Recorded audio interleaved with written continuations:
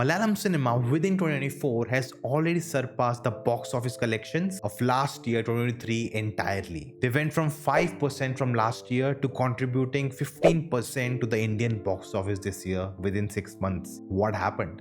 Let's talk. Hello guys, I'm Nona and Ormax Media has published a detailed report talking about Malayalam cinema's success in the first 6 months. If you want to read the full thing, I'll put the link for that in the description below. And even I made a video breaking down the success of Malayalam cinema this year with my own reasoning. But today, let's talk about this report and their analysis of the same. What are the reasons that they have attributed to this success? Now, the first observation to note was how Malayalam cinema in 2024 offered such various genres to the public, unlike other film industries where action dominated. In Malayalam, the biggest contributor was adventure, mixed with action, romance, drama, horror. There's a lot of variety and range. And this is happening at a time when everyone thinks only action films will make money. Only that genre will work and bring audience to the theater. Last year, the top grossing films were all action films. Pathan, Jawan, Qadar 2, Animal. But Malayalam cinema, on the other hand, showed diversity. And they got rewarded for it at the box office. Whereas with other industries, still action is the biggest contributor. It's dominating the box office. And the report states that the acceptance of this diversity is linked to the audience of Malayalam films, the people Malayalam cinema caters to. And they raised a point which I think everyone in our country has studied in school, the literacy rate of Kerala and how it is the highest in the country. The report argues that because more people are educated, they are more open to diverse content compared to other states and regions where films with low realism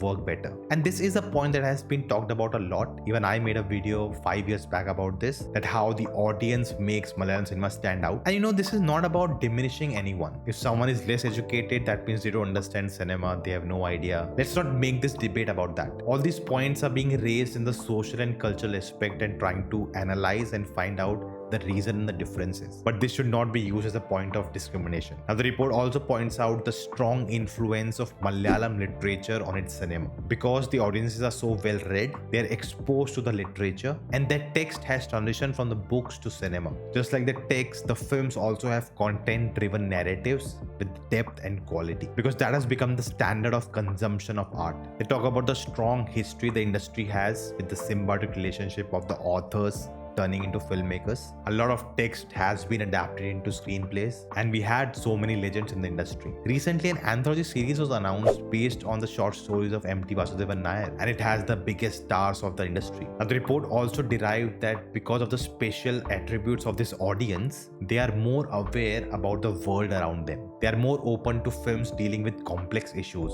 like politics, gender, class and caste struggles. And this film carry authenticity and realism which they expect. They don't need a fictional hero to be set up. They're open to see flawed and real life heroes. And they also talk about how Malayalam cinema is not dependent on star power. Something again which has been talked a lot about. The audience will not compromise on the quality of the films just because it's a star. Whoever may be the actor, but the story and writing should be good. And they take the example which is very controversial in a sense for a lot of people, comparing Mammootty with Mohanlal. If you see in the recent past the kind of films Mammootty has done, all of them are very different to each other, very diverse kind of stories, very different treatments, from a rooted narrative to a period horror film to playing a mass hero to playing a gay character. And all of them have worked because they offered something really good. And then we have Mohanlal, again a big superstar, but all of his films have not worked. Only the ones with good content that worked with the audience. Film like Neeru, which did really well and connected with a lot of audiences. And it's also true that the box office is not dictated by stars. The audience is not attached to the star, but the story of the film. And the last point in the report was the budget. Again, talked about a lot, more so the lack of it. And they argue that actually that has forced them to make good films. How? So they point out, unlike other film industries which have,